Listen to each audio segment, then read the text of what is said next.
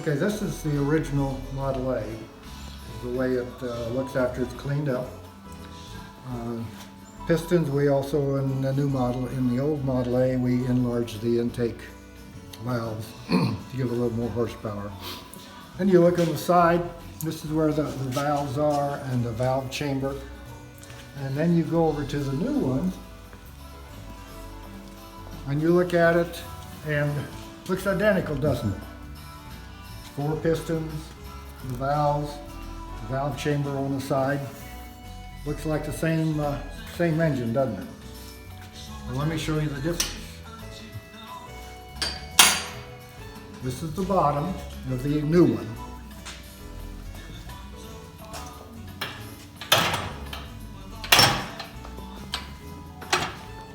And here's the original Model A. As you can see, you got 3 main bearings with Babbitt, which is a very labor intensive to machine the pour the 900-degree Babbitt. Now look at the new engine. You'll notice instead of 3 main bearings, we have 5. One of the major problems with the older Model A design was only 3 main bearings, and that center bearing was what usually failed.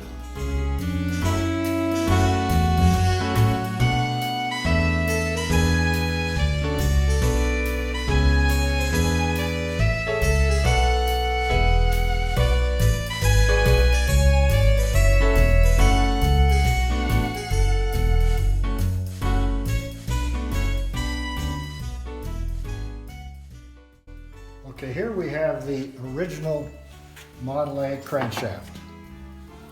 Here is the new one. As you can see, we have counterweights on it, which is something that Henry Ford did later on in the 30s.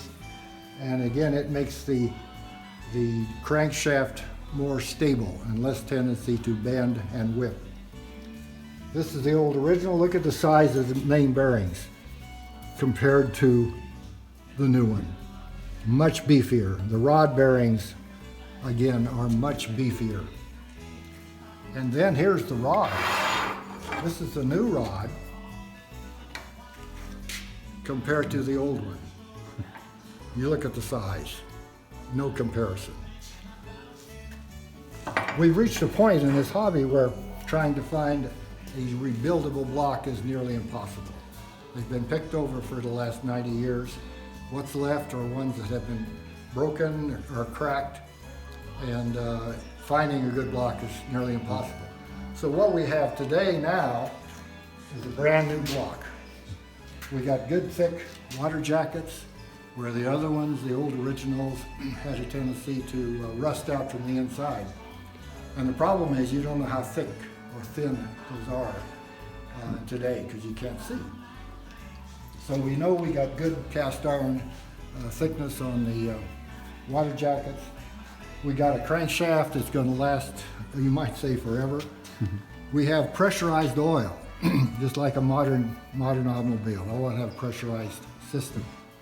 Where the plus here is every main bearing is pressurized.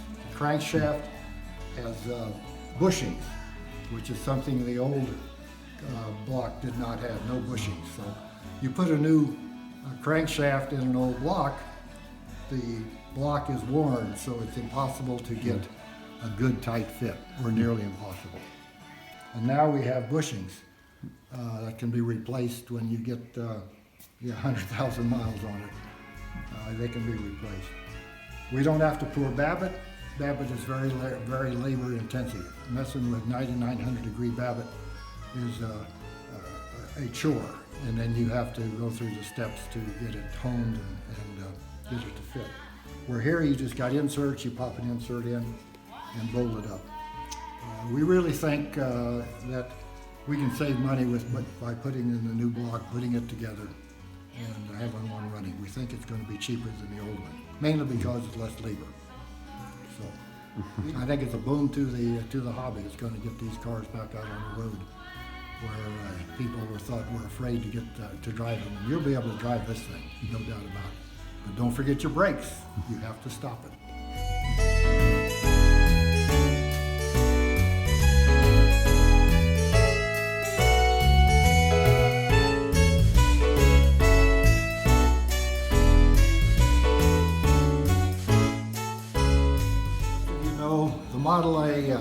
drips oil. Sometimes it runs oil out the bottom. And as we talk about the Model A engine or the Model A car, leaves a trail, marks its territory. The rear main bearing was not one of Henry's better ideas, although back then it was the best was in the world. So it leaked a little bit, but nobody cared because all the roads were dirt, and most garages didn't have a concrete floor; they had dirt floor, so leaking didn't bother you. The big plus of this new engine is that it has a modern rear seal, so we should not see any leakage from the oil, which is going to be a big plus for this new engine.